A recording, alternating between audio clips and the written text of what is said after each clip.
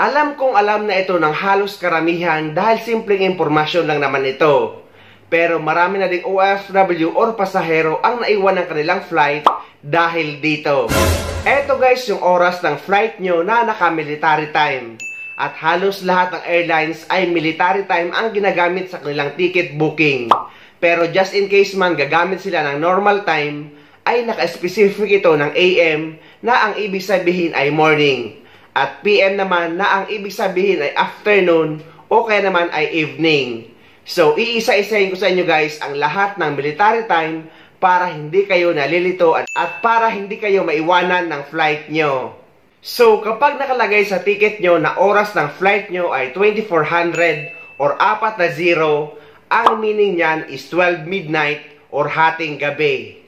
Kapag naman 0100 ang nakalagay, ang meaning niyan ay alauna ng madaling araw. Kapag 0200 ay alas 2 ng madaling araw. Kapag 0300 ay alas 3 ng madaling araw. Kapag 0400 ay alas 4 ng madaling araw. At kapag 0500 ay alas 5 ng madaling araw. At kapag 0600 ay alas 6 ng umaga. At kapag naman 0700 ay alas 7 ng umaga. At kapag naman 0800 ay alas 8 ng umaga. 0900 ay alas 9 ng umaga. Kapag naman 1000 ay alas 10 ng umaga. Kapag 1100 ay alas 11 ng umaga.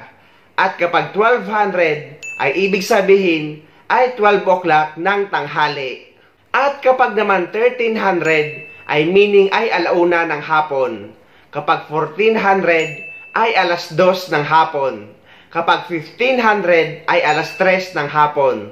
Kapag 1600 ay alas 4 ng hapon. Kapag 1700 ay alas 5 ng hapon. Kapag 1800 ay alas 6 ng gabi. Kapag naman 1900 ay alas 7 ng gabi. Kapag 2000 ay alas 8 ng gabi. Kapag 2100 ay alas 9 ng gabi. Kapag 2200 ay alas 10 ng gabi. Kapag 2300 naman ay alas 11 ng gabi. At kagaya nga kanina kung saan tayo nagsimula, kapag 2400 o kaya naman 40 ay ibig sabihin ay alas 12 ng hating gabi. Kaya for example, ang nakalagay sa oras ng flight nyo ay 0030 or 0030. Ang ibig sabihin niyan ay alas 12:30 ng hating gabi. Sana guys, klaro sa inyo ang paliwanag ko. At pinapaalala din ng Bureau of Immigration na dapat daw 3 hours bago ang flight nyo ay nakapag-check-in na kayo para hindi kayo maiwan ng flight nyo or ng inyong eroplano.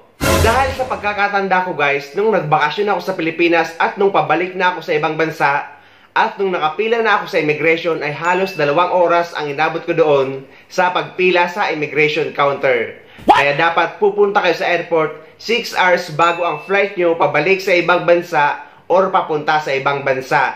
Dahil puwera sa pila sa immigration counter ay meron ding pila sa check-in counter na inabot din ng halos 2 oras dahil sa document checking at sa mismong pag-check-in ng bagahe.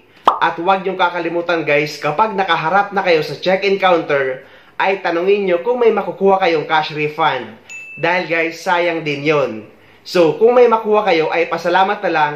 Kung wala, better luck next time. At least guys, natanong nyo yung check-in counter staff nyo.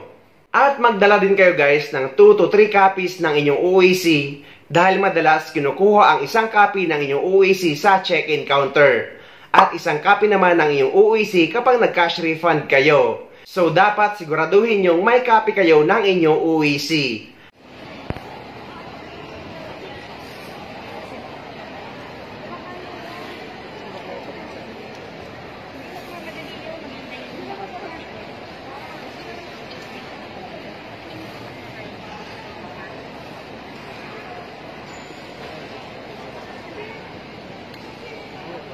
At take note ulit guys na kailangan nyo mag-register sa e-travel, pabalik man sa ibang bansa or pauwi sa Pilipinas. 3 days bago ang flight nyo.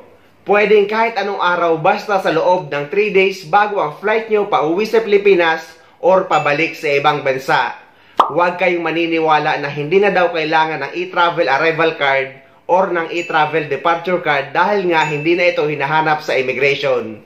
Dahil guys, ito ang rason kung bakit hindi na ito hinahanap. Good news, Mr. Chair. Actually, hindi mo na kinakailangan ipakita yung QR code. We're able to successfully integrate e-travel directly to the immigration system. Ibig sabihin po, pagka-scan pa lang ng passport, hindi na kinakailangan isa-isahin pa ho na mag-scan ng QR code, Mr. Chair. Another improvement po na nagawa ko natin po sa upgrade natin sa e-travel. So, ang dahilan kung bakit hindi na ito hinahanap dahil pag-scan pa lang ng inyong passport, ay nakikita na ito ng immigration officer sa kanilang computer. Kaya hanggat walang anunsyo ang immigration na hindi na kailangan ng e-travel, ay patuloy tayong magre-register dito kapag uuwi tayo sa Pilipinas or babalik sa ibang bansa. So ayun guys, sana may nakuha kayong idea at sana nakatulong ang video na ito sa inyo. At sa mga hindi pa dyan nakasubscribe sa channel ko, please don't forget to subscribe my YouTube channel and please click the notification bell para lagi kayong updated sa mga upcoming videos na gagawin ko tungkol sa mga updates sa ating mga OFW. Mula dito sa Dubai, maraming salamat. See you next time.